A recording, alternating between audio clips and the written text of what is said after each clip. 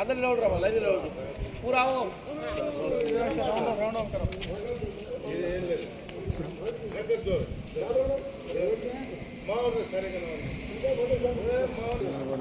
करो बात करने का बात ప్రజావాణి సందర్భంగా 19వ వార్డులో ఉన్న ఈ సిక్కులోళ్ళు సీసకమ్మరు సిక్కులోళ్ళు అంటారు. వీళ్ళు గత రాజీ గృహలో గత 4 సంవత్సరాల నుంచి నివాసం ఉంటున్నారు. వీళ్ళకు కామారెడ్డిలో స్థలము కానీ ఇండ్లు కానీ ఎక్కడ లేవు. 4 సంవత్సరాల కిందట వీళ్ళు లేనప్పుడు కలెక్టర్కు సంప్రదించగా కలెక్టర్ అప్పుడు ఇక్కడ రాజీవ్ గృహాలో ఎవరు లేరు కదా అలా ఉండమని చెప్పాడు. 4 సంవత్సరాల నుంచి మన రాజీవ్ గృహలో వీళ్ళు నివాసం ఉంటున్నారు.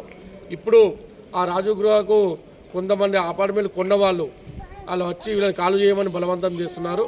వాళ్లకు ఈరోజు కలెక్టర్ ప్రజావాణిలో కలెక్టర్ గారికి వినతి పత్రం సమర్పించడం జరిగింది.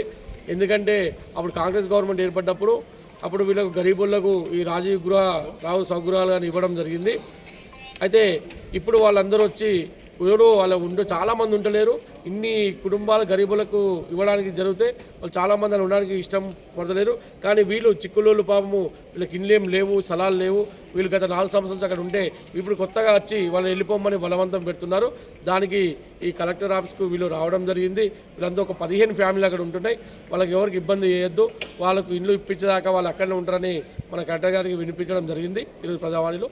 కాబట్టి వాళ్ళకి దయచేసి ఎవరు కూడా వాళ్ళకి ఇబ్బంది పెట్టకుండా వాళ్ళ నివాస ప్రాంత గవర్నమెంట్ ఇంట్లో వాళ్ళు ఉండాలని కలెక్టర్ గారికి ఇవ్వడం జరిగింది.